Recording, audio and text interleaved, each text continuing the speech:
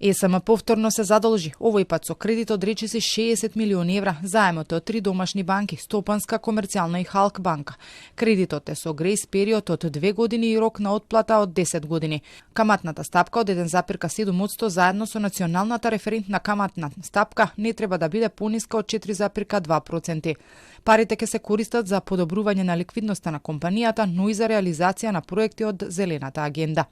За период од нешто повеќе од една година ова е трет заем на најголемиот производител со струја домашните банки. Претходно со 2 кредита се задолжи кај нив за 110 милиони евра.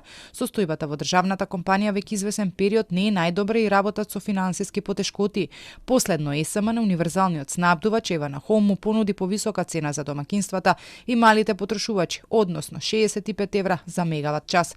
Тоа е 3 евра поскапо од сегашната, но далеку пониска од производната цена на електрани. Постанува да се види како со вакви разлики во сумите и со централи кои не се во најдобра состојба, ЕСМ ќе ги реши проблемите.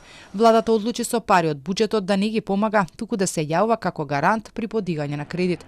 Премиерот Мицковски пак е оптимист дека од 2027-та компанијата ќе генерира подобри резултати. Се подготвуваат рударски проекти.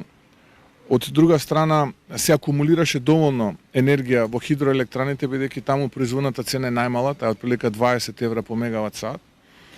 Очекуваме овој тренд да продолжи во 2026 и 2027 и 2027 година да се нетираат практично цената расходна, односно цената на чинење на електричната енергија за АДСМ и онаа цена која што ќе ја продаваат на пазарот.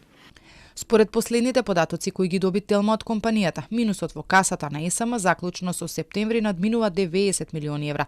За истиот период произведени се околу 30% помалку електрична енергија во однос на планот, а за да се надоместат потребите од струја, компанијата за набавки досега потрошила над 60 милиони евра. Сепак надежите на менаџментот во ЕСМ се дека идната година ќе стартуваат со 4 блока, 3 во Рек Битола и 1 во ТЕЦ Осломеј.